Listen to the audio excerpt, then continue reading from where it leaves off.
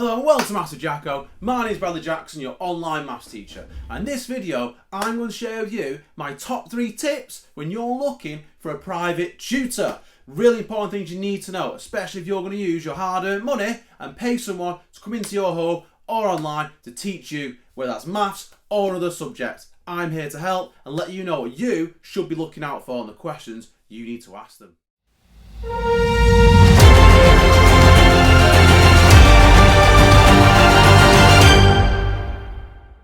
Right, just before I get into my top 3 tips for looking for a tutor, I just want to let you know, this is not an advertisement for my tutoring. I'm a full-time teacher. I only have like a couple of students. You know, that's literally all I have time for. I've got a full-time job, I've got a child. I don't have the time for loads and loads of students. This is more just me letting you know, okay, what you should be looking for and the questions you should ask. So just to remind you, this is not an advertisement for me as a tutor, okay? I'm just letting you guys know, just helping you out, okay? Right, the first thing I'll be asking, my first top tip is, are they a qualified teacher? Okay, really important, are they qualified? Because that makes a massive difference. That's because they do it day in, day out. They've had the training. They know how to teach and they know what strategies to use to teach you, okay? Especially if you're someone that really struggles, okay? And I know maths, there's lots of questions around maths anxiety. You know, if you're someone who's just not quite hitting the grades, okay? You need someone that knows how to break things down. Someone who hasn't taught before, who maybe might be good at maths. Yeah, don't get me wrong. There's a lot of people that are really good at maths, but they're not teachers, okay? I see his advertisements all the time on social media. Oh, hey, I have this person, £20 an hour. They've got a maths A level 10 years ago, right? Doesn't mean they're a good teacher. They might have a maths A level. They might have a maths degree. They might have a PhD in maths. Doesn't mean they're a good teacher, yeah? They might know maths really high up, but whereas you might want it broken down. And because they know it at such a high level, they struggle to break it down because they're not trained to teach. Yeah, they're just good at maths. If you're someone who's like, you know, a high flyer and really high achieving, and maybe want someone who's going to push you to like really high grades, okay, you know, that maybe it might work for you. You know, having someone who's, you know, just not a qualified teacher, but just got like a maths qualification, either a degree or PhD or something like that. However, if you're someone that struggles at maths and you need someone to break it down, make sure they're qualified. Don't go with someone who's just good at maths or they did it 10, 15 years ago. They were in school and oh yeah, I was good at maths 10, 15 years ago. I could do this and that. Doesn't mean they're a teacher. Yeah, qualified teacher. That's what you want. Right, my second tip. So first one, qualified teacher.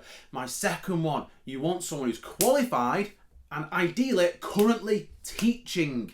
Yeah, they're currently teaching. You know, it's fine if someone qualified 20 years ago, but if they retired 10 years ago, you know, they would be a good teacher, but they're not necessarily going to be up to date with the current curriculum.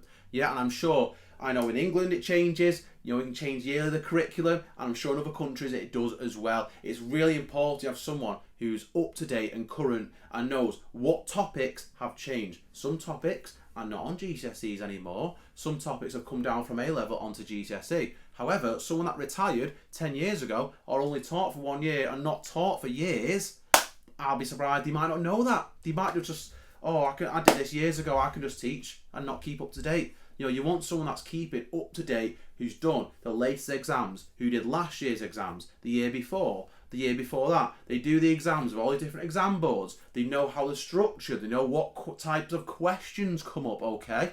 You want someone who's current, who does it day in, day out, okay? Really important that we've got that. You've got someone that knows what they're doing and they're regularly checking the curriculum and they understand what needs to be taught, okay? It's really important.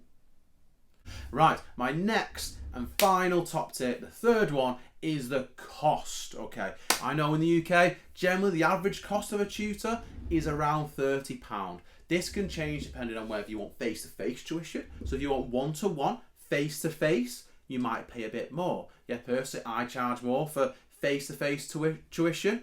Yeah, because obviously the travel time is not necessarily just an hour. It could be the 20-15 minutes getting there, then obviously that 15-20 minutes going home as well. So I personally charge more for that. I'm sure it's a popular theme across as well. Right, online generally is cheaper. Yeah, online's cheaper because an hour can literally be an hour. You can also be cheaper for group tuition as well. So if you're in groups of 2, 3, 4, it can work out cheaper.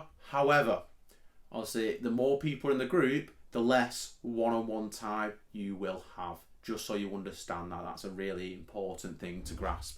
Obviously, the difference between one-to-one and 6 people, can mean a lot less time for you. However, they work. I know a lot of companies do it, and it can work out cheaper. It brings the cost down. Another thing as well with cost, when you're speaking to a private tutor, ask them what their price is over the phone.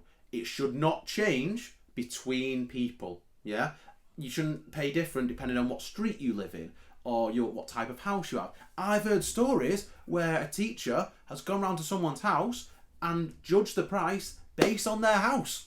Yeah, it's ridiculous. Like for me, if you called and asked me how much do I charge, it's the same price no matter where you live. Okay, it's really important. So I'm not saying if a teacher comes around your house, make your house look rubbish and break everything so they feel sorry for you and charge you more, and vice versa. If you've got a bit of money, don't get rid of all the stuff in your house so it looks like you don't. Just ask them the price before they come round. Say, how much do you cost? Right, that's the price. Okay, fantastic. They shouldn't be charging more. It shouldn't be someone down the street pays £35, you pay 30 and someone else pays 25. It's the same amount of work. Okay, it's still 1 hour. They should not be paying more or less. Obviously, it might go up year on year. Sometimes I put my price up year on year, with inflation and everything, but it shouldn't change between people in the same year, okay, depending on the demographic of the area, because that'll be ridiculous.